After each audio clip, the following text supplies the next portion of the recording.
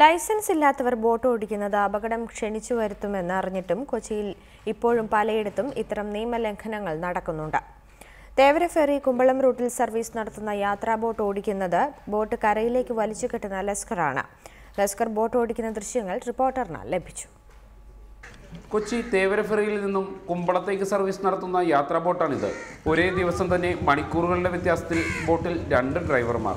ഇത് ശ്രദ്ധയിൽപ്പെട്ടപ്പോൾ കാര്യം തിരക്കി. ബോട്ടിന്റെ സ്രാങ്ക് തന്നെ മറുപടി തന്നു. ബോട്ട് കരയിലേക്ക് വലിച്ചു കിട്ടുന്ന ജോലി ചെയ്യുന്ന ലസ്കറും ബോട്ട് ഓടിക്കാറുണ്ട്. കുറച്ചുകൂടി വ്യക്തമായി പറഞ്ഞാൽ ബോട്ടിലെ കിളി തന്നെ ബോട്ട് ഓടിക്കാറുണ്ട്. അതിന് ഒരു ന്യായീകരണവുമുണ്ട്.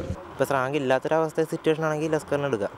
അതന്നേരം എനിക്ക് എന്തോ വയറിന് ബുദ്ധിമുട്ട്. അപ്പോൾ നമുക്കിവിടെ പുറകിൽ ബാത്റൂം ഉള്ളതുകൊണ്ട് നമുക്ക് അവിടെ ഇരിക്കാവുന്നതുകൊണ്ട് ഞങ്ങളങ്ങനെ ചെയ്യാറുണ്ട്. അപ്പോൾ ഇപ്പോൾ സമയത്ത് നമുക്ക് ബോട്ട് എടുക്കാതിരിക്കാൻ പറ്റത്തില്ല.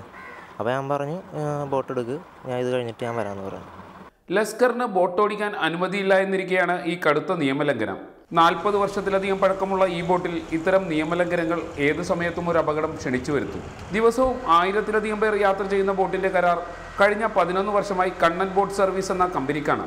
സഹിൻ ആന്റണി, റിപ്പോർട്ടർ, കൊച്ചി.